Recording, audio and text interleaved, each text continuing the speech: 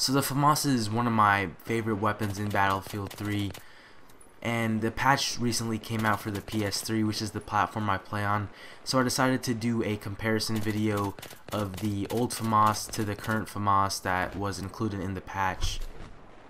First half of the video is going to focus on the FAMAS before the patch came out, and second half is going to compare them both. Gonna be playing team deathmatch just for the purpose of getting some quick kills with the gun. Alright, so the FAMAS is actually my top gun.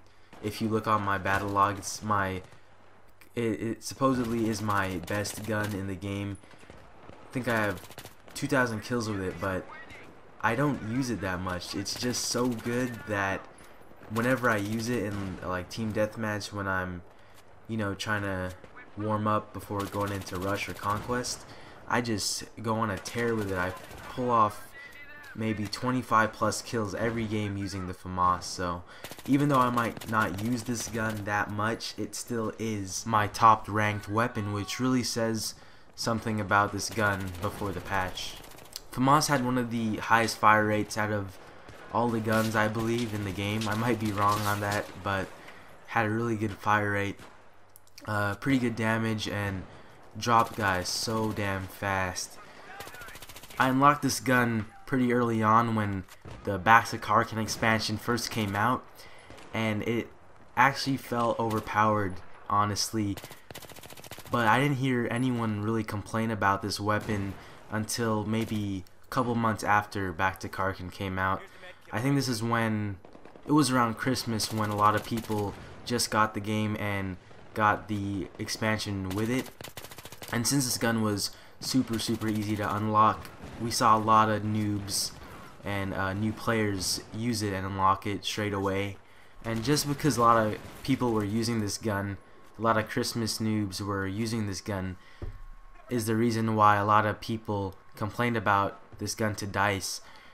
And I'm not going to say that I don't think this gun should have got a nerf, but I notice a lot in the FPS community that when a gun is being overused, people automatically assume that it's overpowered and is unfair just because a lot of people, it's a popular gun at the time.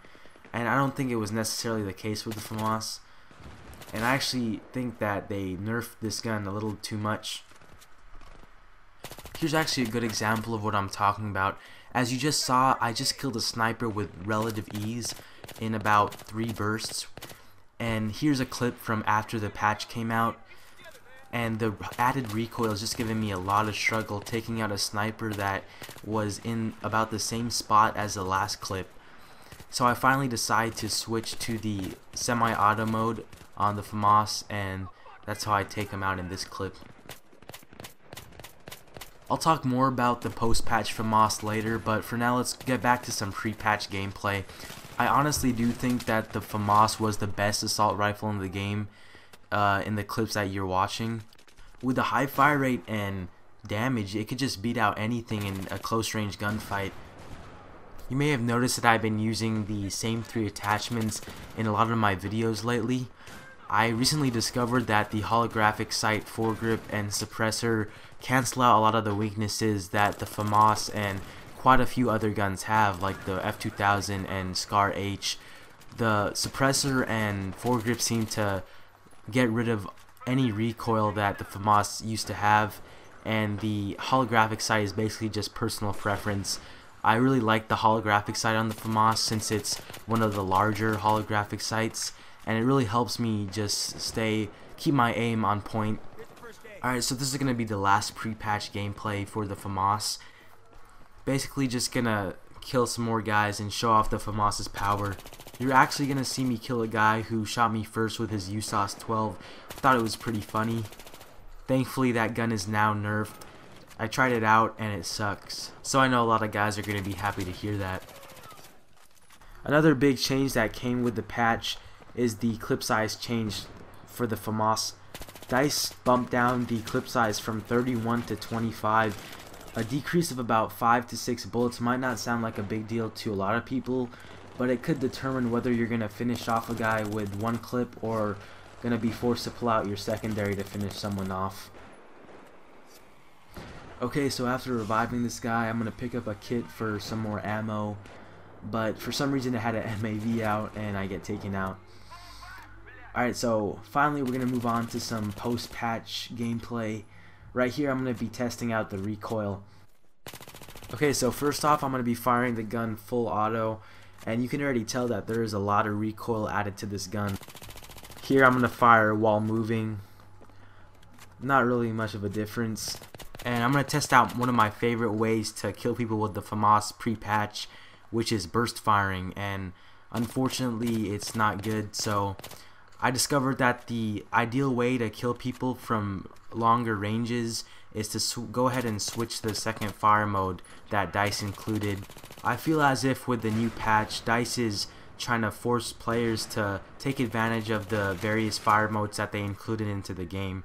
So I now find myself constantly switching the fire mode depending on the situation, which I think is good since it adds a lot more depth and strategy to the gunplay.